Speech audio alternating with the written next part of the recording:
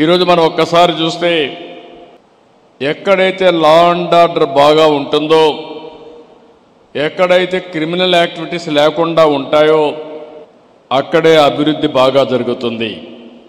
నేను ఎప్పుడు కూడా ప్రగాఢంగా నమ్ముతాను.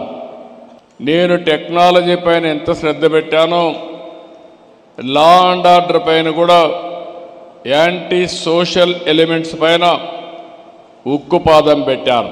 ఎక్కడ ఎవరిని వదిలిపెట్టలేదు. నేను ఒకటే చెప్పేవాడిని, సిబిఎన్ సీఎంగా ఉన్నంత వరకు క్రిమినల్స్కి రాష్ట్రంలో చోటు లేదనేది నా ప్రగాఢమైన సందేశం. ఆ రోజు మీరు చూస్తే ఉమ్మడి రాష్ట్రంలో ఫ్యాక్షనిజం కానీ, రౌడీజం కానీ, నక్సలిజం కానీ, ఇంకో పక్క కమ్యూనల్ వైలెన్స్ కానీ, ఇంకో పక్క స్మగ్లర్లు కానీ, మాఫియా కానీ అందరిని కూడా పూర్తిగా కంట్రోల్ చేశాం. నేను ఎప్పుడు కూడా ఎప్పటికప్పుడు టెక్నాలజీ కూడా ఉపయోగించుకోవాలి. ఈరోజు మనందరూ ఇక్కడ ఉన్నారు.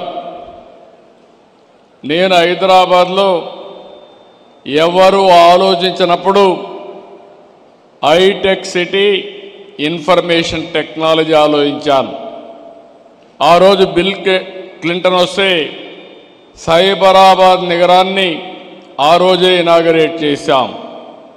వాజ్పేయి గారి దగ్గర హైటెక్ సిటీ ప్రారంభోత్సవం చేశాం.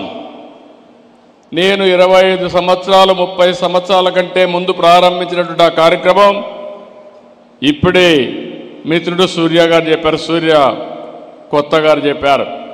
వీళ్ళందరూ బెనిఫిషరీస్ ఆ కార్యక్రమం వల్ల. నేను గర్వపడుతున్నా.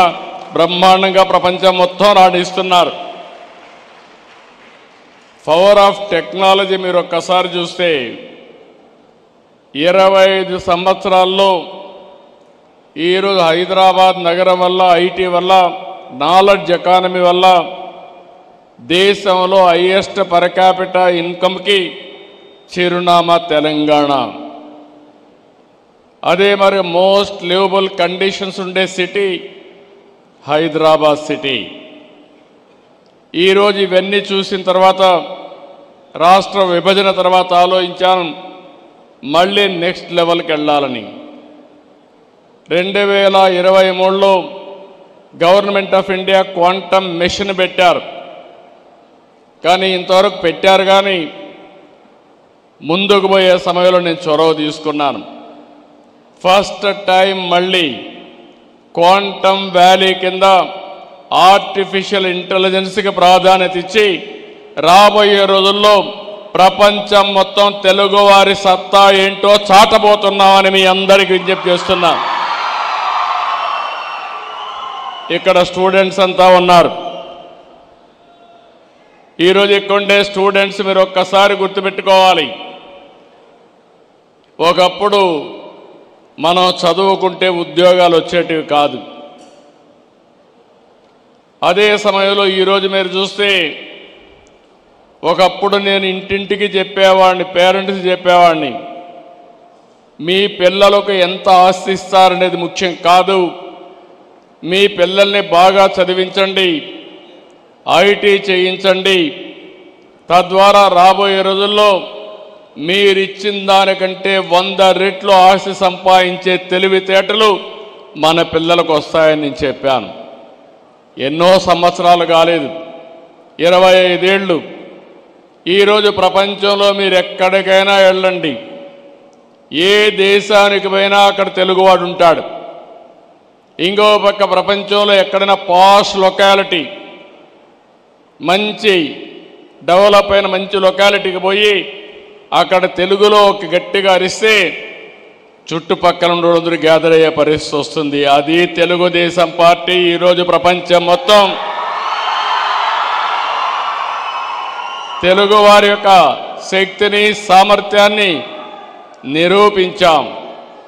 ఒక్క మాటలో చెప్పాలంటే ప్రపంచంలో ఈరోజు హైయెస్ట్ పర్ క్యాపిటా ఇన్కమ్ సంపాదించే వ్యక్తులు ఇండియన్స్ అయితే అందులో 35% తెలుగు వాళ్ళు ఉన్నారంటే అది మనం వేసిన ఫౌండేషన్ తప్ప ఇంకోటి కాదు. ఈరోజు నిన్న మొన్న కూడా నేను మాట్లాడాను, స్టూడెంట్స్ అంతా ఉన్నారు. మీరు ఒకటి గుర్తుపెట్టుకోవాలి, కొంతమంది మాట్లాడుతున్నారు ఏ వస్తే ఉద్యోగాలు పోతాయి కాబట్టి చదువు కూడా మానేసి ఇంట్లో కూర్చుందామని. అది సొల్యూషన్ కాదు. నేను అందుకే ఒక మాట చెప్పాను, మనమందరం కూడా ఒక ఇన్స్పైరింగ్ టైంలో ఉన్నాం. ఇక్కడుండే స్టూడెంట్స్కి మీకు అందరికీ విజ్ఞప్తి చేస్తున్నా, ఈరోజు మీరందరూ గుర్తుంటే ఆలోచిస్తే ప్రభుత్వం అంతా కూడా ఏ విధంగా నేను ఆలోచిస్తున్నానని ఒక విషయం చెప్తున్నాను మీకు. భారతదేశానికి ఆధార్ ఉంది. ప్రతి ఒక్క స్టూడెంట్ యొక్క ఆధార్ ద్వారా ప్రతి ఒక్క వ్యక్తి యొక్క ఐడెంటిటీ ఆటోమేటిక్గా చేస్తారు. రెండో పక్కన స్టూడెంట్స్ అయితే అభయ్ ఉంది. దీని ద్వారా చిన్న క్యారియర్ వరకు ట్రాక్ చేసే సిస్టమ్ వస్తుంది. మూడోది ఫ్యామిలీ అంతా కూడా ఒకటిగా మనం ఐటీలో కానీ చేయగలిగితే family as a unit identify చేస్తాం. ఇది అయిన తర్వాత మీరు ఒకసారి చూస్తే ప్రతి ఒక్క ఇంట్లో ఉండే వాళ్ళు ఆ ఇల్లు కూడా జియో ట్యాగింగ్ చేస్తున్నాం. రేపు ఏదైనా విపత్తు వస్తే నాకు ఎవ్వరూ చెప్పక్కర్లేదు, నేరుగా డ్రోన్ ద్వారా ఏ సహాయం పంపించాలన్నా వాళ్ళ ఇంటిపైకి నేను పంపించే అవకాశం వచ్చిందని చెప్పి కూడా నేను మీకు తెలియజేస్తున్నా. ఇదే కాదు, ఈరోజు మీరు ఇక్కడ ఉన్నారు, వాట్సాప్ గవర్నెన్స్ చూసారా అని అడుగుతున్నా. చూసారా తమ్ముళ్ళు పిల్లలు? వాట్సాప్ గవర్నెన్స్ తెలుసు అనేవాడు చేలిపైకి ఎత్తండి. WhatsApp governance